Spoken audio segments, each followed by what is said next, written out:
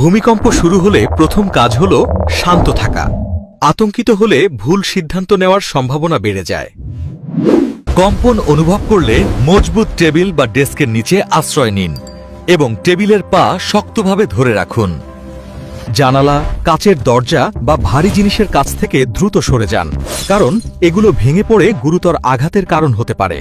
মাথা ও ঘাড়কে হাত দিয়ে সুরক্ষিত রাখুন, কারণ ভূমিকম্পে সবচেয়ে বেশি আঘাত আসে ওপর থেকে পড়ে যাওয়া জিনিসের কারণে।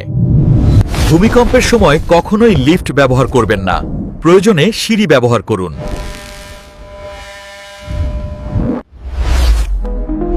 মোবাইল চার্জ সেভ করে জরুরি বার্তা ও সরকারি নির্দেশনা পর্যবেক্ষণ করুন।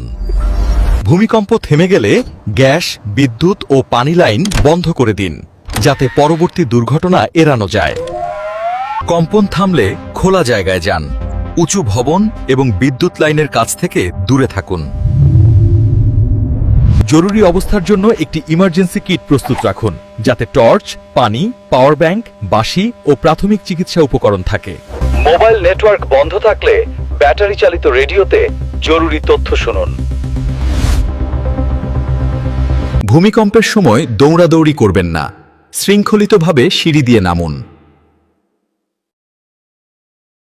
বাড়ি ও অফিসে ভারী আলমারি বা তাকগুলো দেওয়ালে শক্ত করে আটকান, যাতে ভূমিকম্পে পড়ে না যায়।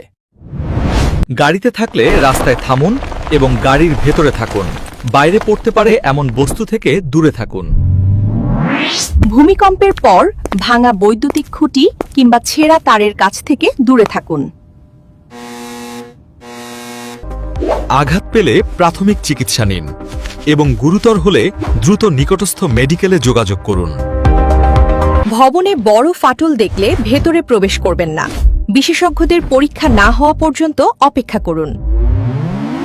পরিবারের সকলের জরুরি যোগাযোগ নম্বর একটি তালিকায় রেখে দিন, যাতে সংকটে দ্রুত যোগাযোগ করা যায়। ভূমিকম্পে আতঙ্কিত হলে গভীর শ্বাস নিন। মানসিক স্থিরতা আপনাকে সঠিক সিদ্ধান্ত নেওয়ার সাহায্য করবে।